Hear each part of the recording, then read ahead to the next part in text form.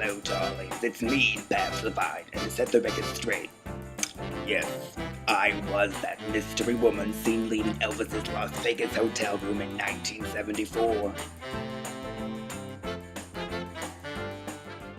Welcome to the first installment of Smoke and Mirrors, the life and times of Babs Levine. And in the words of the fabulous Julie Andrews, let's start at the very beginning because, well, it's a pretty darn good place to start, alright? Well, it all started with my grandparents, Howard and Evelyn. They immigrated here to the United States in 1912 and landed in New York City. They immigrated from a far-off European country, which honestly I don't remember, and I probably couldn't pronounce the name anyway, so that's that.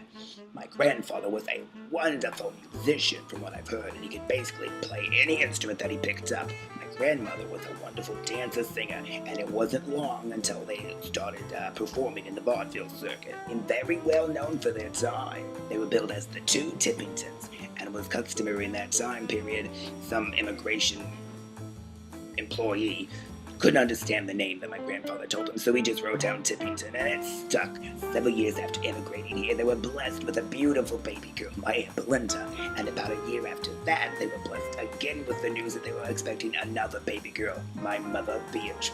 Oh, my mother was a natural performer and started very early on the stage. That's right, that's why she made her very first appearance at the tender young age of a fetus. As the story goes, at the end of one of my grandparents' wonderful acts, they went out to take their bows. Well, the spotlight man must have been new because he didn't exactly shine the light on their faces. He ended up shining it directly on my grandmother's protruding pregnant belly, basking my unborn mother and literally infusing her with an unquenchable thirst for the stage. Unfortunately, Grandpa Howard had a wandering eye. The other one was glass, so really only one of them could wander.